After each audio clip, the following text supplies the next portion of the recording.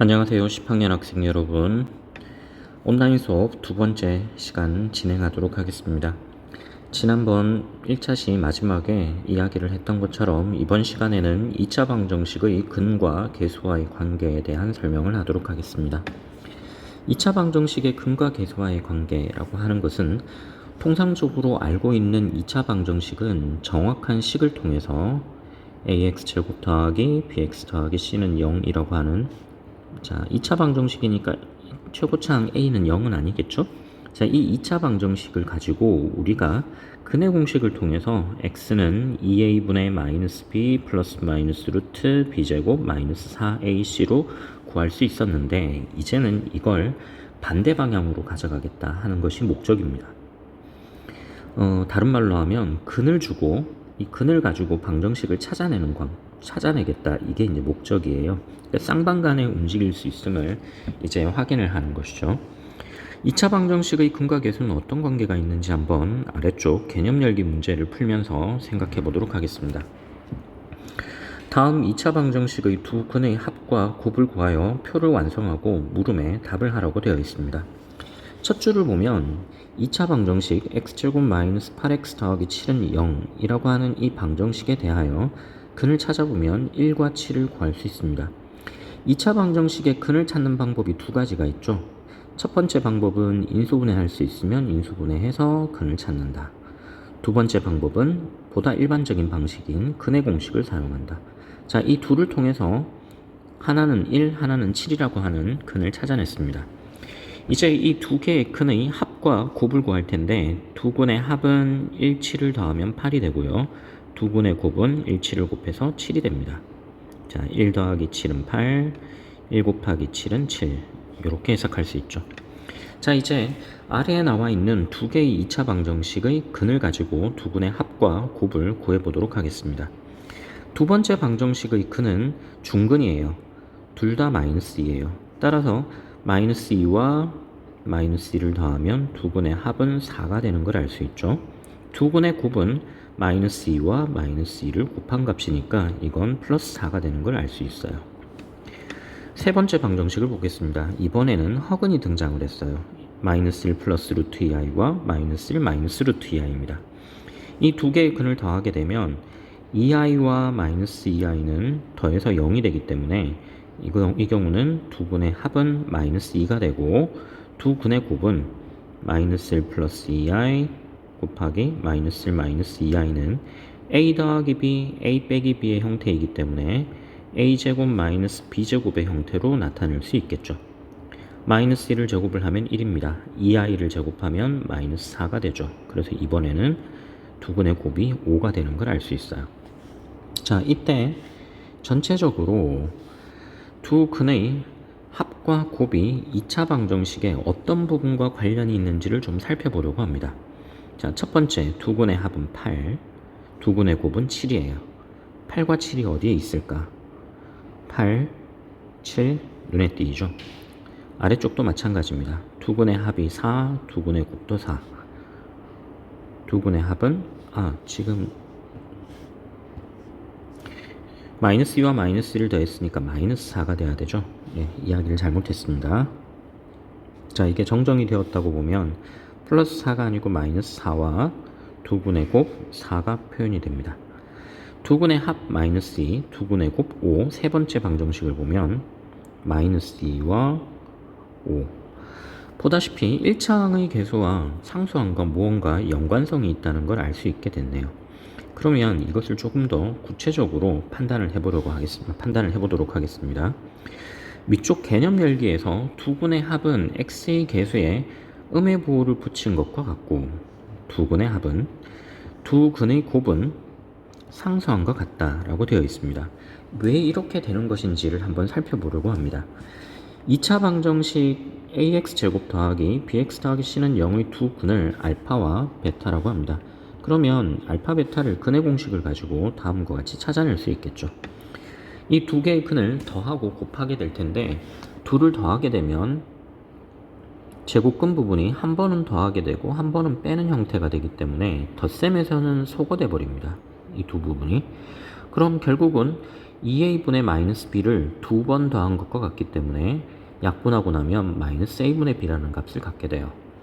그 다음 알파와 베타를 곱합니다. 두 근을 곱하게 되면 이번에는 앞서 설명했던 것처럼 a 더하기 b, a 마이너스 b의 곱이기 때문에 분자는 a제곱 마이너스 b제곱의 형태예요. 그러면 분자만 따로 살펴보면 마이너스 b제곱 마이너스 b제곱 마이너스 4ac가 되기 때문에 마이너스 b제곱 마이너스 b제곱 아니죠. 마이너스 b제곱이니까 b제곱에서 b제곱을 빼고 4ac를 더하게 되니까 b제곱이 소거되면서 4ac만 분자에 남게 되겠죠. 다시 분자 분모에 4만큼을 약분하게 되면 이번에는 a 곱하기 c라는 값을 구하게 됩니다. 그렇다면 위쪽에서는 왜 이와 같은 결과가 나왔느냐를 잠시 살펴보게 되면 위에서 봤던 개념 열기에서는 a 값에 해당되는 숫자가 모두 다 1이에요. 몽땅 다 1이기 때문에 a가 1이 돼버리면 마이너스 b와 c만 남겠죠. 즉 1차항의 개수의 부호가 반대인 값 그리고 상수항 이렇게만 남게 된다는 거예요. 그래서 위 개념 열기에서는 두 근의 합과 두 근의 곱이 1차항 개수의 부호가 음의 부호가 붙은 것 그리고 상수항과 같다 이렇게 정리가 될 수 있는 거예요. 자, 그래서 지금 설명한 내용을 정리를 하게 되면 다음과 같은 근과 계수와의 관계를 얻게 됩니다.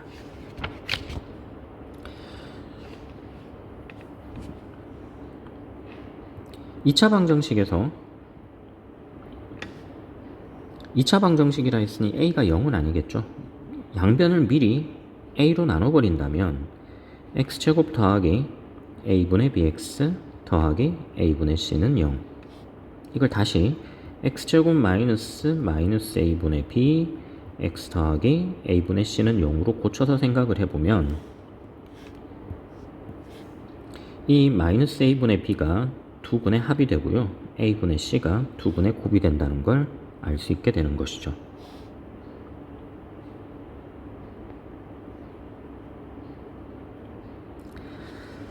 자, 그렇다면 문제 1번을 어떻게 해결할 수 있을지 힌트가 주어져 있죠. 이걸 한번 해결해 보도록 하겠습니다.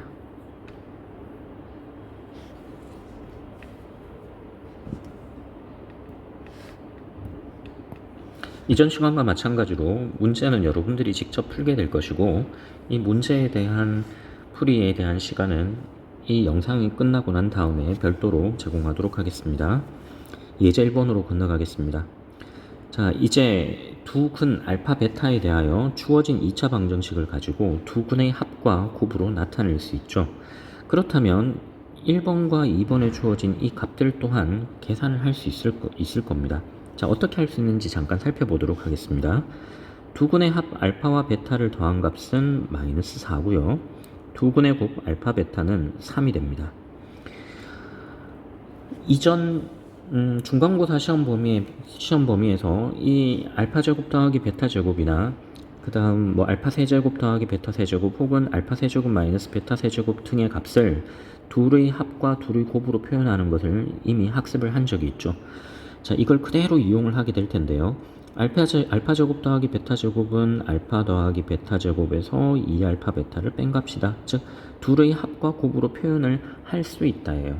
할 수 있다면 각각의 값을 대입을 해서 실제 근을 찾지 않고도 계산할 수 있음을 의미하죠. 16에서 6을 뺐으니까 알파 제곱과 베타 제곱을 더한 값은 10이 됩니다. 두 번째, 알파분의 1과 베타분의 1을 더하면 자, 이걸 통분하겠습니다. 알파 베타분의 알파 더하기 베타로. 즉 분모는 3, 분자는 마이너스 4, 마이너스 3분의 4인 값을 찾을 수가 있죠. 예제 1번을 바탕으로 해서 문제 2번을 풀어보시기 바랍니다.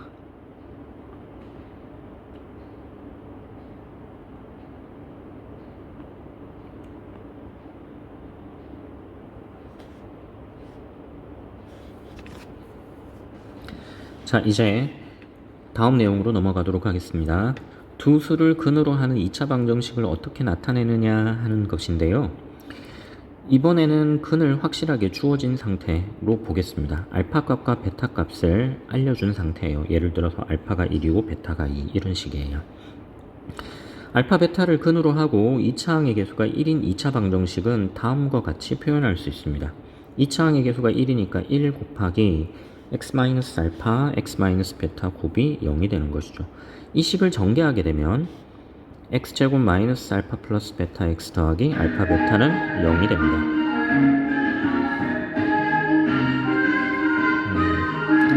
지금 학교에서 영상을 찍다 보니까 타종이 울리고 있습니다. 잠시 기다렸다가 다시 이야기하도록 하겠습니다. 자, 그러면 이번엔 문제 3번을 보도록 할게요. 다음 두 수를 근으로 하고 x제곱의 계수가 1인 2차 방정식을 구하십시오 라고 되어 있죠. 이 중에서 첫 번째 문제만 여러분들과 같이 해결해 보도록 하겠습니다. 2차 항의 계수가 1인 2차 방정식이니까 1 곱하기 x에서 하나의 근을 뺍니다. 자, 하나의 근은 4, 하나의 근은 마이너스 3이죠. 마이너스 3 중괄호로 표현해야겠네요. 그 다음 또 하나는 x-4 곱해서 0이에요. 그러면 x 더하기 3과 x-4의 곱이기 때문에 식을 전개하게 되면 x제곱 더하기 3x 마이너스 4x 마이너스 12는 0이니까 x제곱 마이너스 x 마이너스 12는 0이라고 하는 2차 방정식을 구할 수가 있는 거죠. 방정식을 가지고 근을 찾는 것이 아니라 근을 가지고 방정식을 찾아가는 과정이에요. 자, 이걸 위에서 봤던 식에 그대로 대입해도 상관은 없겠죠. 지금처럼 하나씩 하나씩 전개하는 것이 아니라 대입하는 걸로 한번 살펴보도록 하겠습니다. x제곱 마이너스 두 근을 더합니다. 4와 마이너스 3을 더해요. 4 마이너스 3 x 더하기 2를 곱합니다. 마이너스 3 곱하기 4는 0. 그렇다면 x제곱 마이너스 x 마이너스 12는 0. 이제는 암산으로도 바로 계산을 할 수 있게 되는 거죠. 자, 허수일 때도 역시 마찬가지예요. 항상 똑같습니다. 중근일 때나 허근일 때나 서로 다른 두 실근을 가질 때나 항상 성립하는 내용이에요. 3번의 2번 문제도 풀어보시기 바랍니다.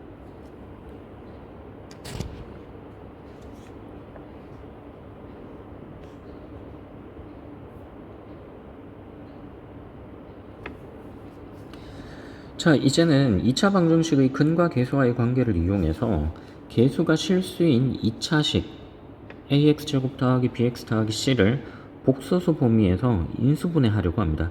지금까지 했던 인수분해랑은 범위가 달라졌죠. 우리가 앞에서는 유리수 범위에서 인수분해를 했었고요.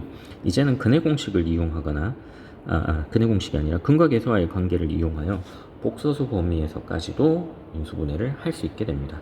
자, 어떻게 되는지 한번 살펴볼게요. 자, 지금 보이는 이 2차식이 0이 되는, 즉 2차 방정식을 먼저 만들어 둡니다. 이 2차 방정식의 두 개의 근을 알파하고 베타라고, a, b, c 값이 정확하게 주어진다면 알파 값과 베타 값을 구할 수 있겠죠. 그렇다면 이 알파, 베타를 가지고 다음과 같이 표현할 수 있습니다.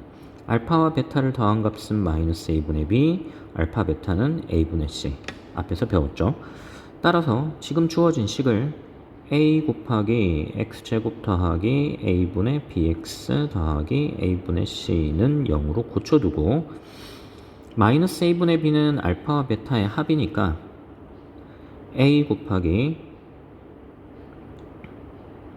x제곱 마이너스 a분의 b, 즉 알파 더하기 베타로 쓸 수 있고요. 두 분의 곱 a 곱하기 c는 알파 베타로 나타낼 수 있겠죠. 그러므로 이 식은 a 곱하기 x-알파와 x-베타는 0의 형태로 표현을 할 수도 있습니다. 자, 지금 식에서 보다시피 처음 주어진 식은 방정식은 아니었어요. 2차식이었어요. 따라서 지금처럼 근과 계수와의 관계를 통해서 a 곱하기 x-알파, x-베타로 복소수 범위에서 인수분해를 할 수 있다는 이야기입니다. 자, 이 내용이 정리가 된 상태가 바로 아래와 같은 내용이에요. 자, 그러면 예제 2번 2차식을 인수분해하는 걸 한번 해보도록 하겠습니다. 2차식 x제곱 마이너스 4x 더하기 5를 가지고 2차 방정식을 만들어냅니다. 이 2차 방정식에서 근의 공식을 이용을 해서 근을 찾아냈더니 x는 2 플러스 마이너스 i가 됐어요. 그러면 이 찾아낸 두 개의 근을 가지고 다음과 같이 2차식을 인수분해하는 형태로 만들어낼 수 있겠죠. 크게 어렵진 않습니다. 근의 공식을 알고 있다면 충분히 해결을 할 수 있는 상태예요. 자, 위에서 봤던 예제 2번을 참고해서 아래쪽 문제 4번을 풀어보시기 바랍니다.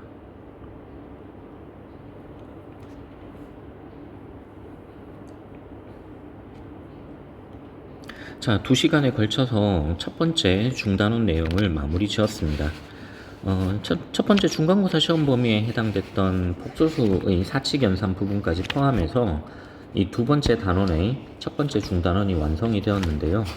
내용을 다시 한번 정리를 해보면 복소수가 무엇이냐에 대해서 알고 난 다음에 이제는 2차 방정식의 근을 복소수 범위까지 확장을 해서 구할 수 있다.